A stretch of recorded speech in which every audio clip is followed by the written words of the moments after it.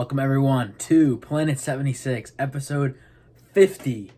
5-0, halfway to 100. Feeling good right now. Sixers just closed out first round series against the Toronto Raptors. A long-awaited closeout game, might I add. As always, Planet 76, co-host here, Michael from Trust Love, and Troy as well. We are going to get into some recap stuff. We're going to get into some second round preview stuff. And yeah, again, like I said, spirits are high right now. Things looking good with the Sixers. And make sure you guys subscribe to the podcast wherever you're at. YouTube.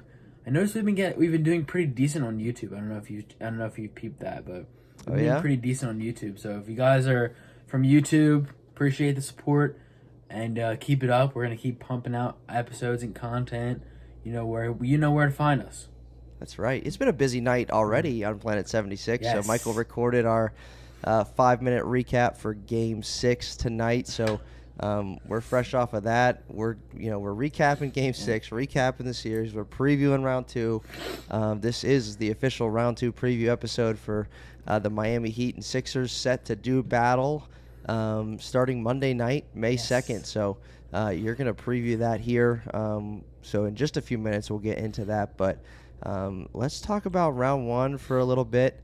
And it just feels good. 132-97 Sixers win. It feels great to be able to go there and close out. As you mentioned, a little certainly awaited for this one, long awaited after dropping 2 games in a row. Yeah. You and I hadn't talked about that. I don't know how you were feeling post Game 5. What was your emotions? What was going through your head? My feelings were, if the Sixers lose Game 6, I think they're going to lose the series. And I was at the game Monday night, and I was just very saddened by what I saw, especially in the second half. And the thing that frustrated me the most was Raptors got out to, I don't know the exact number, but double-digit lead at halftime. Right. Sixers couldn't cut it to less than 8. And it was just so frustrating because you were sitting there watching them brick all these shots, and you were just thinking, oh my gosh, please cut the lead to something less than 8. Please. Every time the Sixers cut it to something close to 8, Raptors hit a 3, Raptors got an N1. So frustrating. I can only imagine. It was frustrating watching on TV. I may have threw my phone a little bit. Not going to say where or to what. Or deny that. But, yeah. So, I mean, I can only imagine being in the arena for Game 5. To lose Game 4 is one thing. To lose Game 5 at home, that was the one I was like, we wanted to get that one, But Sixers do bounce back tonight with a very impressive win. So to recap the series a little bit, I mean, obviously Sixers came out the gates dominant in games 1 and 2, doing pretty much whatever they wanted to do, and just a great scheme, great overall team performance. Maxey had the 38-piece in Game 1. Game 3, the Sixers were straight up outplayed by the Raptors, and yet Joel Embiid with the game-winning shot in overtime after the Sixers had not led in regulation. Game 4, the Raptors took care of business, and then Game 5, obviously, you touched on it. Toronto wins by 15 in Philadelphia to force a Game 6, and the Sixers come out and do what they do tonight. I will say this, everywhere after that Game 5 loss, it was Doc Rivers is going to blow a 3-0 lead. The Sixers are going to blow a 3-0 lead. The Sixers are going to be the first team ever. On and on and on and on and on after the Sixers just lost 2 games.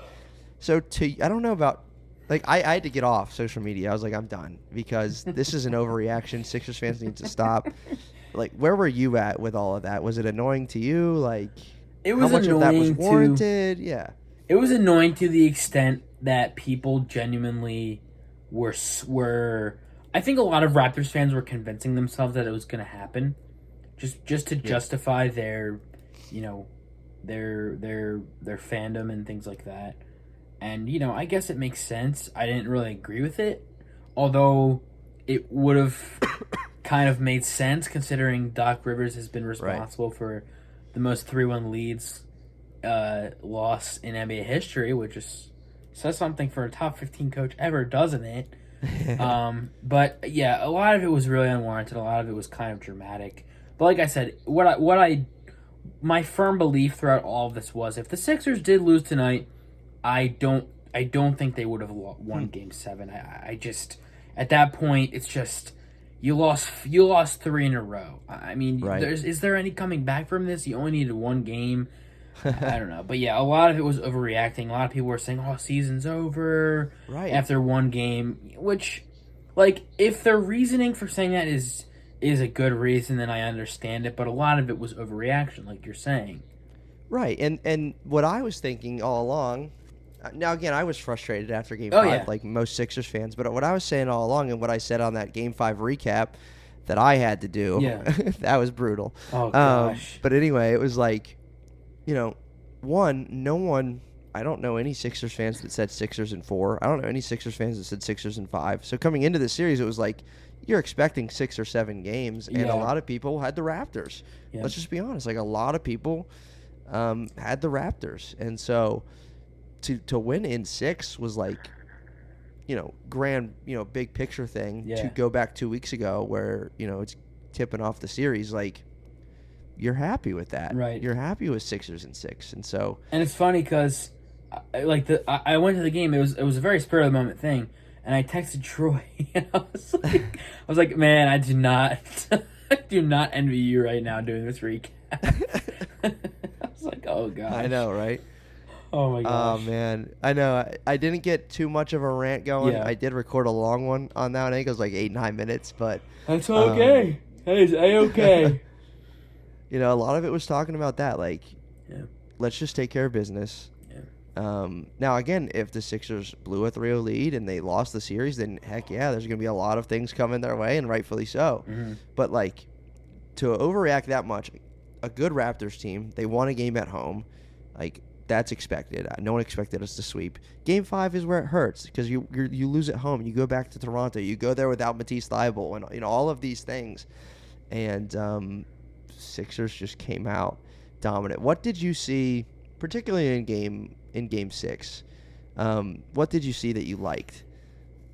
Well, one thing I saw that I liked, especially in comparison to 4 and 5, was the Sixers actually just playing. They looked exactly how they did in 1, 2, and 3 for the most part. 3. Yeah. They looked exactly the same. I don't know what changed. I don't know where the switch flipped. I'm glad it did. But I don't know where it flipped. The Sixers looked just great. Second half was close, but the third quarter they just blew it out of the water, and they built up a 20-plus point lead, held on to it. Thank the Lord they did. And it was great. They were playing exactly how they should have played in 4 and 5, but, again, at least it got done. And everyone looked really good. Danny Green especially looked really good tonight. Yeah. Defensively, he looked pretty good, but also as a scorer and shooting, he shot the ball very well. So I'm just glad everyone showed up, and defense was really good as well. I think the Raptors scored, 98 points? 96 points? So I know they scored under 100, which is kind of impressive when you look at it. And then, they had 62 at half. Yeah. So they scored 17 and 19 in the third and fourth quarter for a total of 36. Yeah. That's amazing. That's really, really cool Sixers stuff. Sixers really locked in tonight, so. Yep. Big Outscored props. the Raptors by 34 total in the second half. Again, a 1-point game at halftime. And you mentioned it. Danny Green, credit to him. He had 4 threes in the first half. He doesn't hit 2, 3 of those. We're down 5, 6, 7 at halftime. So those were big. James Harden came out very, very well. I thought he got back to his game 1 and 2, James Harden, where he just controlled the game. Mm-hmm. Very, very good. He was aggressive. He got to the rim early. He had more, and this might sound weird, but I think he had more effective drives where he kicked out. So he's been obviously notorious this series, especially for passing out of shots, passing out of potential layups and things like that. Yeah. But I thought when he did tonight, it was effective because he hit guys where he needed to hit them. James Harden did make a floater tonight. That's newsworthy because he's been missing some of those. He did have a nice dunk shortly after that too. So Just good all around, as you mentioned. Tobias had 19, Joel 33, Maxey 25. 25. I didn't quite realize that. Yeah. And then Harden 22. So good stuff. Bench production a little bit. Paul Reed had a couple meaningful buckets. Niang in the second half to help put it away. So Sixers are moving on. Shall we move on? Yes. Let's with our put this preview? away. I'm done with this series. No more. No more Nick Nurse. It's over. Thank the Lord it's over. No more. No more Drake. Nothing. We're done. He's a bandwagon. He's not a real Raptors fan. No, Anyway. he is not. Anyway. All right, we're moving on to the Miami Heat. We're taking our talents down to South Beach. So obviously the Heat took care of business with the Atlanta Hawks 4-1. I don't know how much you caught of that series or anything, but what jumps off initial thoughts on the Miami Heat? What jumps off the page? Their defense is is something that it scares me a lot as a Sixers fan because we saw what the Raptors defense did to the Sixers. Well, right. Take that and add in 2 Defensive Player of the Year candidates. Well, maybe not so much Jimmy Butler, but Bam Adebayo is one of them. Jimmy Butler is borderline. And a really good team defense as well. PJ Tucker, Kyle Lowry, these guys are really good defenders. Oladipo's good as well when he's healthy. So the Heat defense is going to give the Sixers lots of issues, especially James Harden. And I hate to say it because I want Harden to succeed, obviously, but he needs to really play the way he played tonight if the Sixers are going to have a chance, because the Heat defense is going to be on him, on Embiid, on Maxey. Like, the Sixers are going to have a tough time scoring if Embiid isn't in a rhythm, if Harden can't things going. Yeah, I mean, right. I won't get into it much right now. I know we're going to talk about that in a couple minutes, but still. Yeah. Right off the bat, their defense. It's scary. And, obviously we kept up with Miami, through the regular season, and they were the number 1 seed for a reason and all of these things. But what they did to Trae Young. Put him in a chamber. In a chamber. And I honestly think, it's getting talked about. You see it, on social media and things. But I think, personally, it's getting a little bit overshadowed by what the Celtics did to Kevin Durant. Yeah. What they did to Trae Young is like. He's their entire offense, and they shut it down. So Trae Young, by the numbers, 5 games, he averaged 15 points a game. He averaged more turnovers than assists, which is very uncharacteristic of Trae Young. Very uncharacteristic. Over 6 turnovers and just about 6 assists a game. 32% from the field and 18% from 3 in 5 games against the Miami Heat. Trae Young, they absolutely strapped him. And as a Sixers fan, as you mentioned, that is a bit scary. Yeah.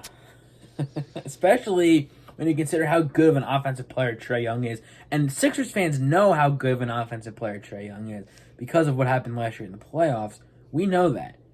And he put that on display, and the Heat shut it down. They said, "Oh, you think you're gonna break us down with offense? No, not happening, Trae. Sorry, we're just gonna put you in the dungeon and right. And throw away the key. Like, what do you think allowed them to have so much success against him? Was it trapping? Was it multiple defenders? It was all of that. The Heat are one of the only teams in the NBA that have guys who can not only guard multiple positions but guard multiple positions at a high level. Bam, Jimmy.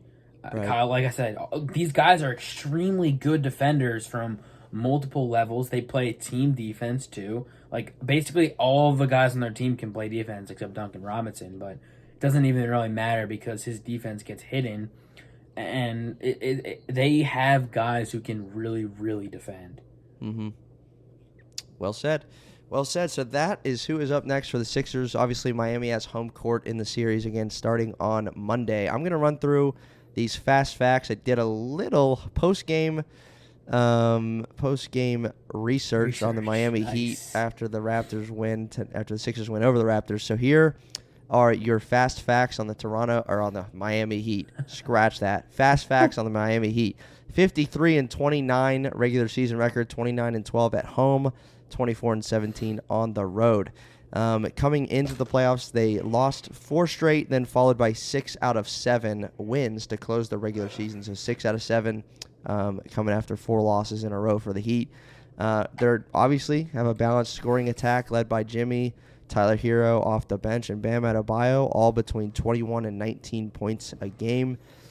In the 4 games that he did play in the playoffs, Jimmy was over 30 points per game, taking his game to another level, as Jimmy Butler tends to do in the playoffs. He had a 40-piece, I think 45 in Game 1 or Game 2. Tyler Hero and Bam Adebayo, noteworthy, they were down around 12 points a game in the first round series, and obviously that didn't affect them in terms of getting wins. Regular season, they're 5th in defensive efficiency, 9th in offensive efficiency.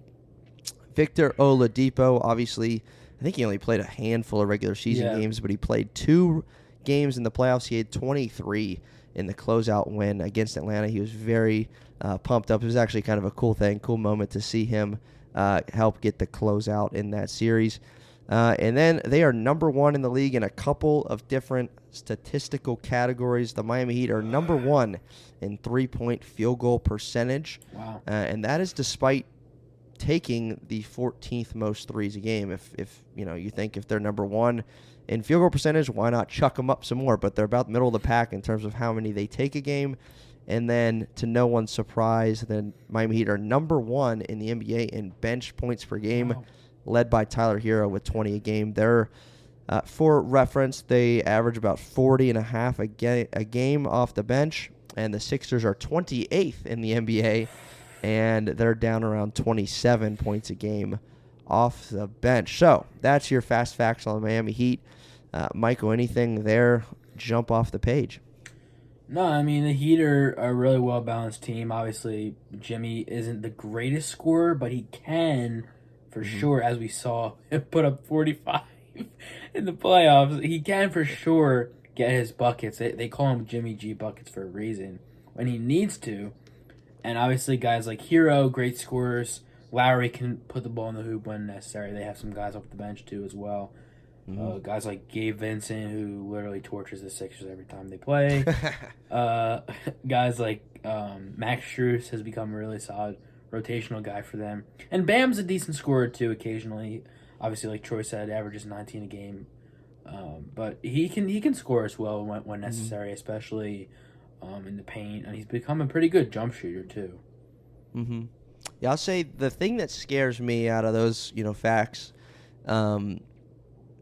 despite the 3-point shooting, that one, of course, but the fact that the Miami Heat had Tyler Hero and Bam only average about 12 a game in the playoffs in round 1. Jimmy Butler didn't play in one of the games. Yeah. Kyle Lowry missed 2 of the games. And we're sitting here talking about a Miami Heat 4-1 victory. Defense. It must have been. Clamp out.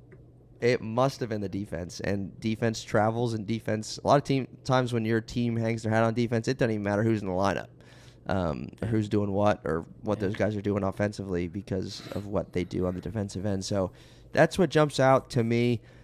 Sixers and Heat did split the season series, though there's not a whole lot I think we can take away. Embiid and Bam, I believe, only matched up one time, and that was the Sixers' first loss in the James Harden era. James Harden didn't play in that one. It was a weird game. Sixers only scored 82 points down in Miami, 99-82, kind of a weird one. I vaguely remember that. But Joel had 22 on 4 of 15. He went 14 for 14 from the free throw line. I believe that was the only matchup with Bam Adebayo. James Harden hasn't played against the Miami Heat while in a Sixers uniform. I do remember, obviously a little over a month ago now, the Sixers got that playoff atmosphere kind of win when we were chasing them for the 1 seed. I know you remember that one. No Joel, no Harden. Maxey had 28. At Wells Fargo, that was wild. Niang had a great game. Maxey had a great game. I think, did Furk have a nice game too? Didn't he have like 20 points? Yeah, Furk had 18 and Shake had 20. Yes, of course. Boy, that would be nice. It's all coming back to me now. Speaking of Furk on Korkmaz, shout out to him for getting like a minute and a half of game time tonight, right? Probably because of no Matisse. Yeah. Yeah. That was interesting. I saw him in the corner. I was like, Wait a minute, is that Furkan playing? I mean, yeah, exactly. If you blinked or you were in the restroom, you didn't see Furkan on the court tonight. Yep. Let's just put it that way. But yeah, so split the season series 2-2. Not really too much we can take away from that. Yeah. There was a quote from Joel Embiid post game tonight. After the win against the Raptors. I want your thoughts on this. So they asked him. They said, "Hey, what are your initial thoughts on playing the Miami Heat?" And he said that playing Toronto, in a nutshell, he said that playing Toronto prepared us for Miami. They have a similar play style. They have a smaller, undersized center and all that kind of stuff. They switch. They're good at defense. And I was like, okay, that's kind of encouraging, and I kind of see it. Mm-hmm. Do you agree with Joel? Do you think playing Toronto maybe prepared for them for Miami? Yeah, I think to a degree it did, because again, like we're talking about the defense, Toronto has had a lot of guys that they could throw at Embiid, Barnes, Anunoby, Siakam, all those guys we saw, Achua. The Heat have pretty similar. I think the Heat have a pretty similar strategy. I mean, well, they will. I think the Heat will have a pretty similar strategy. They have a lot of guys they can throw at Embiid. Obviously, primary defenders can be Bam Adebayo, but I mean, they can throw guys like PJ Tucker at him. They can throw guys like Dwayne Dedmon, although he's not, on any levels of somebody like Scotty Barnes or Adrian Anunoby. But they have guys they can throw at Embiid, and I think when you have a bit of a stronger core on defense that the Heat do with Bam Adebayo, I think he's probably the best defender that we're talking about right now. Right. And when you have that kind of anchor on the defensive end as a big, I think that definitely makes up for what they lack in terms of guys that they can throw at him. Because I mean, Bam, he's one of the best defenders in the league. He's right. Just like, he really does everything defensively. He's one of the only guys that can guard everything. Just everything. Great shot blocker, great interior defender. And similar to a guy like Siakam, he's long, he's quick, he's strong, and a guy like that can make things difficult for Joel Embiid. We saw him, I mean, when the Heat played the Bucks, what was that, was it the bubble? It may have been the bubble when the Heat swept. Yeah, it had to be. Yeah. They made it tough for Giannis, and obviously that was quite a few years ago when both Embiid and Giannis were, a bit behind in their development, but they made things tough for Giannis, and I fully anticipate them doing the same for Joel Embiid. But I like Joel's confidence, and I agree. Like I said, I agree. I think what the Heat can do is similar to what the Raptors did do against the Sixers this series. Right. So I think, it could be, as much as it could benefit the Sixers, okay, we're familiar with this kind of style. I think it could also benefit Miami Heat for having watched Toronto and seeing what worked and what didn't when it comes to defending Joel Embiid and the rest of the Sixers. I mean, Miami's confidence has to be an all-time high to do what they did to Trae Young. And I get that Trae and Joel are completely different ends of the spectrum in terms of what they do.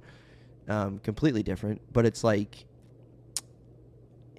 what's Miami going to draw up defensively, and how is, Doc Rivers going to counter? You got to find a way to get that man the basketball. Mm-hmm. The Sixers aren't going to win this series if Joel averages 16 points a game.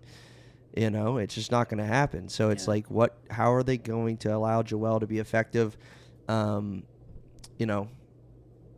It would be great to see Bam get in foul trouble, obviously. And I think he will if they're going to try, quote unquote, to defend him one-on-one. I think you could see Bam get into foul trouble a little bit. I don't think that'll be their main thing, to defend Joel one-on-one, because no one can. But it's going to be interesting. I also think this is going to be a very chippy series. I mean, we got some guys with attitudes on the Miami Heat, let me tell you. Definitely. Especially with Jimmy.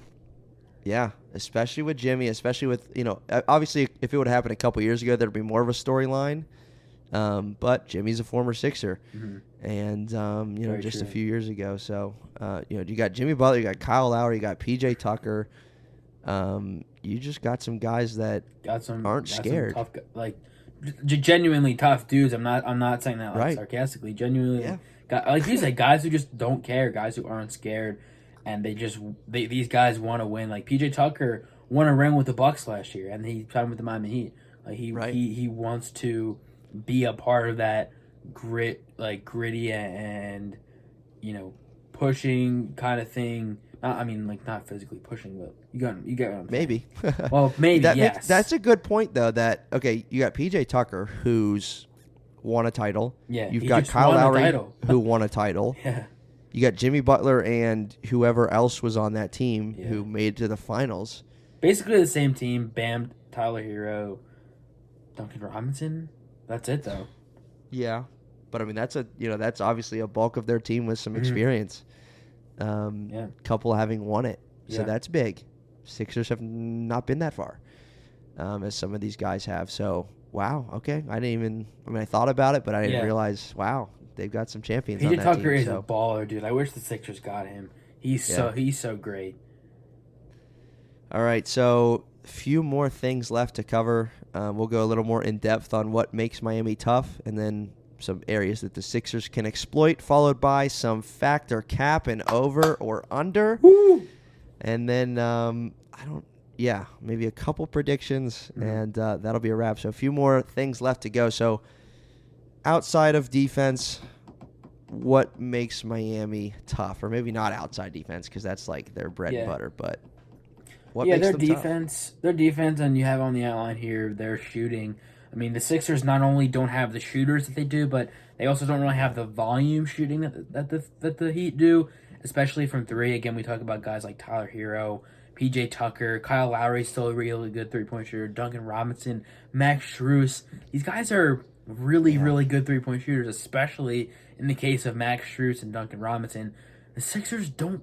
I mean, aside from George Niang and occasionally Danny Green, they don't really have the level of sharpshooting that the Heat do. So guys like that, guys who are just for the most part strictly catch and shoot 3-pointers, who excel at that, that's definitely gonna be an issue for the Sixers, I think.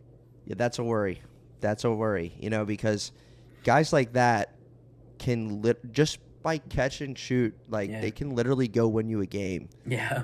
I mean, if Duncan and Tyler and Max Strus combined for 13 threes, or because that can happen, and it's that happens, Sixers are going to lose. Yeah.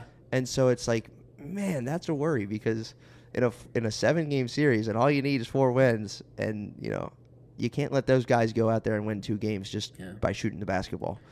So defending that's going to be tricky.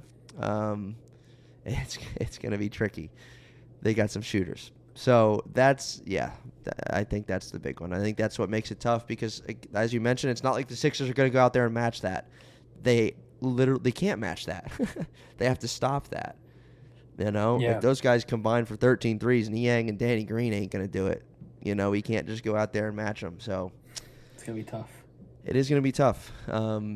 James Harden's going to have to carry some weight. And as you mentioned, it's going to be a tough matchup for him. So what makes you...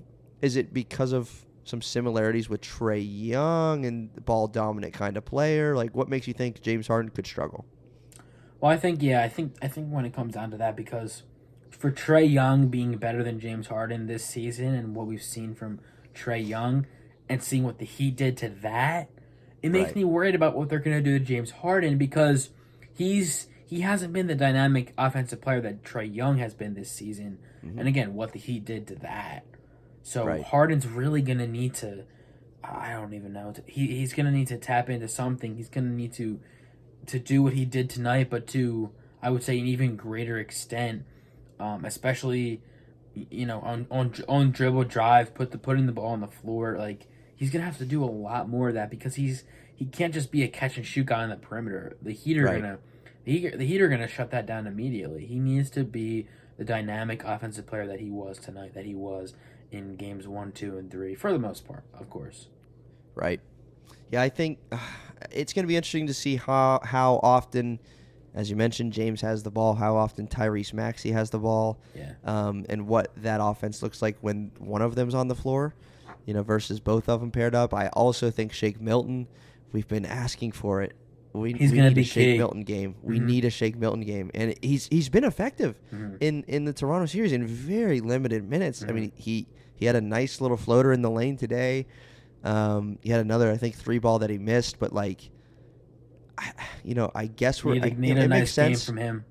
It makes sense that he's getting less minutes. It's the playoffs, but like, man, let Shake go out there and do something, because he's another guy that can go get a bucket. And against Miami, you need a guy that can do that, or else they're going to clamp down. Because if it's, I mean, my Lord, now we got to think about Matisse Thybulle coming back into the lineup and what the Miami Heat are going to do with that. Yeah. Leaving him wide open, sending a double to James Harden or Tyrese Maxey. It's just, that's scary. That's scary. So I hope Doc Rivers has something up his sleeve.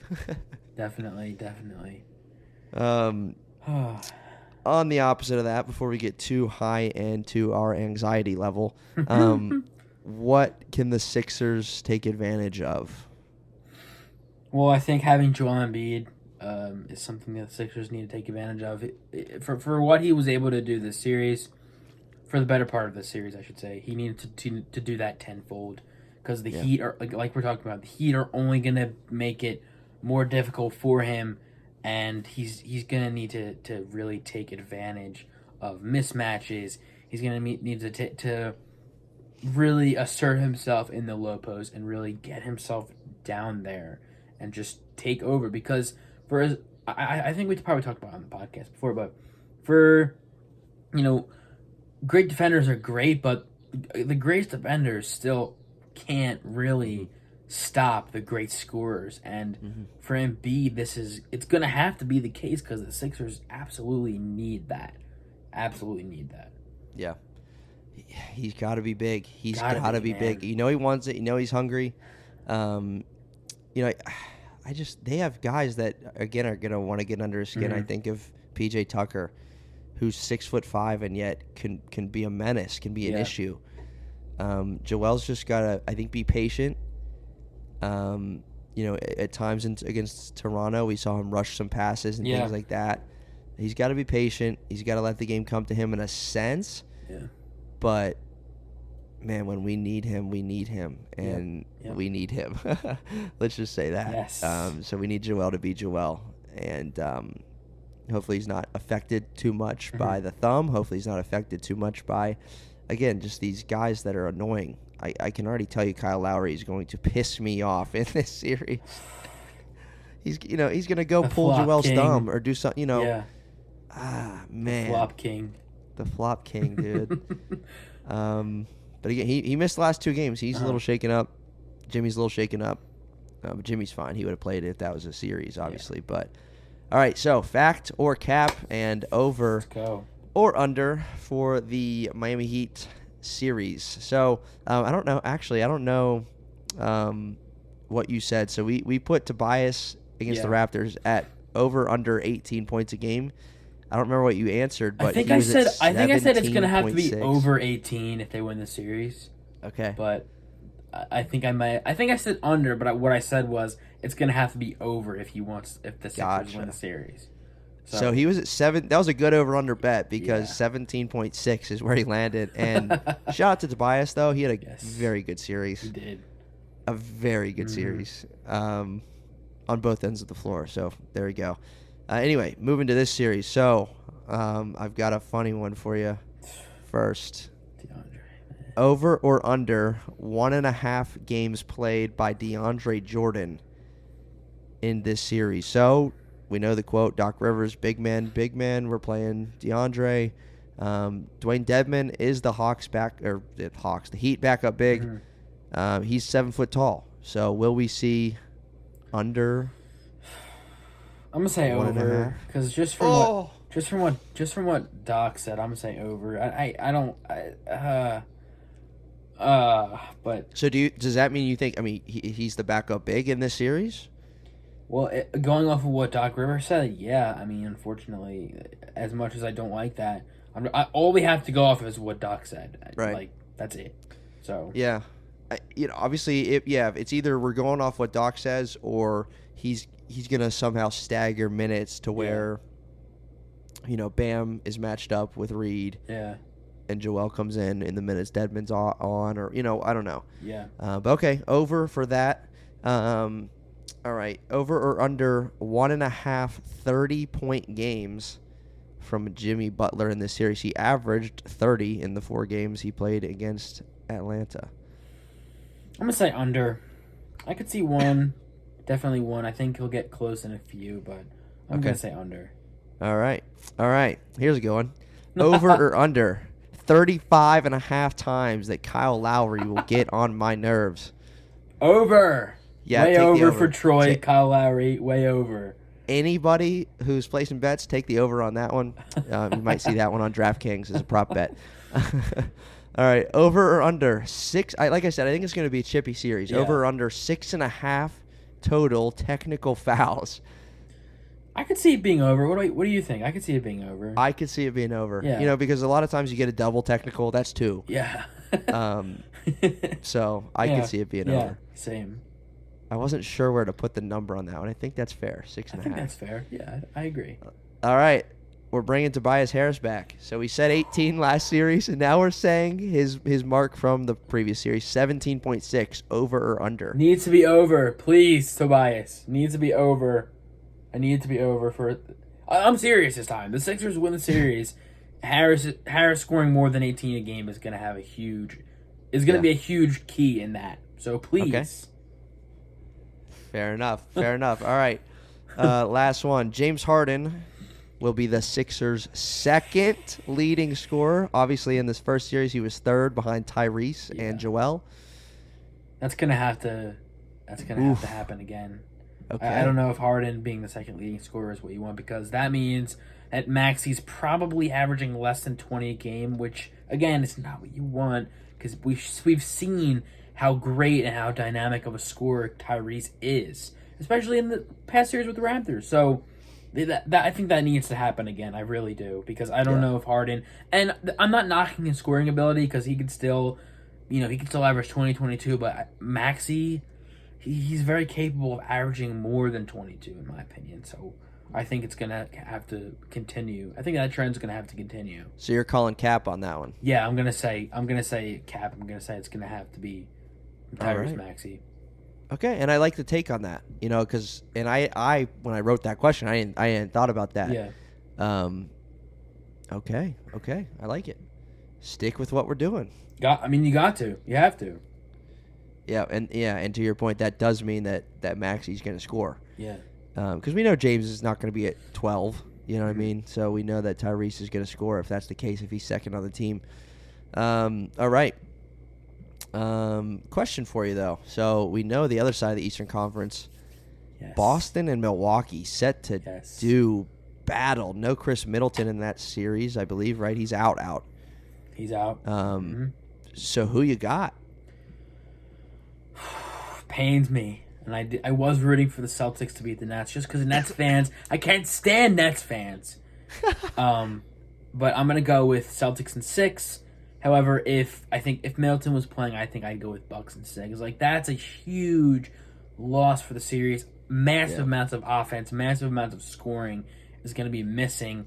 Someone's really going to have to step up for the Bucks, and I don't know who it's going to be, and 2, I don't know if it can even be done. So I'm just going to go with Celtics in 6. Plus, I think their defense is going to give Giannis issues. Yeah, I want to say Celtics. Yeah, so you said Celtics too? I think so. Yeah. What they did against Brooklyn was so impressive. Yeah. Now, Giannis is a different animal, and, the Bucks are, where they're at in the standings for a reason. The Nets are where they were in the standings for a reason. It does pain me to say it. It does, man. Because honestly, without Middleton, though, like, Giannis can go off and they can lose. Yeah. There's not that, you don't have that secondary scoring cushion that you're going to need. And you can't really depend on Jrue Holiday for, he's a good scorer, but you can't depend on Jrue Holiday as your second scorer. Right. So. I mean, yeah, because, Giannis might score 45 and the next closest scoring will be 14 from Jrue Holiday. Like, it could be something like that. It'll be like Luka with the Mavs. Yes. Yeah. That's kind of what we're looking at right now. That's a very good way to put it. So we're both on Boston to advance to the conference finals. All right, 2 last questions. And if you're feeling bold enough, you can make a prediction. I don't know if you were going to, but I will not be. All right. So I yeah, have it's nothing. too fresh. Yeah. This is still fresh off the Sixers moving on to the second round. Yeah. So 2 questions though. So Miami finished the statement. Miami wins this series against the Sixers if they shut down Embiid, and by shut down I mean he averages less than like 20 per game, they win the series. I think that's pretty self-explanatory, especially if and when you consider the fact that Harden may not have the best scoring series. Maxey may only have a few scoring games where he's playing really well as a scorer. So if they shut down Embiid, then the Sixers are going to lose the series, like straight up. Okay. And then finish this statement. The Sixers win the series if. I mean, quite the opposite. If Embiid just dominates as a scorer this series, I don't think the Miami Heat have a chance. And obviously, guys like we talk about Hero, Butler, but I think if Embiid is Embiid this series, I think if he's what he was tonight, which I think he had like 30 and 10 tonight, then it's not gonna be fun for the Heat. It's gonna be a very tough time for the Miami Heat, especially guys like Bam, because if Embiid is scoring, that means Bam is getting torched. So we're gonna have to see on that, but that's what I think. All right, so Joel Embiid is your X factor in the series. Yes. My X factor, and so kind of you can answer it. Miami Heat win if they do this. If they don't do this, and the Sixers win. I just even talking with you tonight, it's been clear that I think the X factor is Miami's shooters. Yeah. I just think it's such a big deal if Strus and Hero and like Duncan, you said, if those guys combine for 10, 12 threes, right? I mean, what are the Sixers gonna do? Exactly. So that is it. If they do that, consistently, then I think the Sixers are in trouble. I think Miami wins this series if those 3 in particular, and then you throw in a PJ Tucker and all those things. But I think you kind of those 3 can go off at any moment. Yeah. And so I think if they do, Sixers are in trouble. Yeah. However, the opposite of that's true. If they struggle, if Tyler Hero's down around 12 a game, if Duncan Robinson's down around 11 a game or whatever, I think that bodes well for the Sixers because that means that a guy like Danny Green doesn't have to go for 20 to match them because it's not going to happen. Yeah, you can't depend on that. It's not sustainable. Right. So that's it. I think that's the key to this series. Let's go. Let's go Sixers. Let's go Sixers. Episode 50. Woo! Episode 50 is a good one. Good vibes. Sixers moving on to the round 2 matchup with the Miami Heat. Prayer circle. We're going to South Beach Monday night. Sixers, I don't know if they have released the time yet, but it is on TNT. Yes. I'm sick of the NBA TV games. That's a topic for another day. We're moving on, and we hope that you will join us there. Be on the lookout, of course, for Planet 7's 5-minute recaps following each game in the series, and we'll catch up with you in a few days. Let's go. To recap a couple games of the series. Let's do this. Let's go. Let's go Sixers.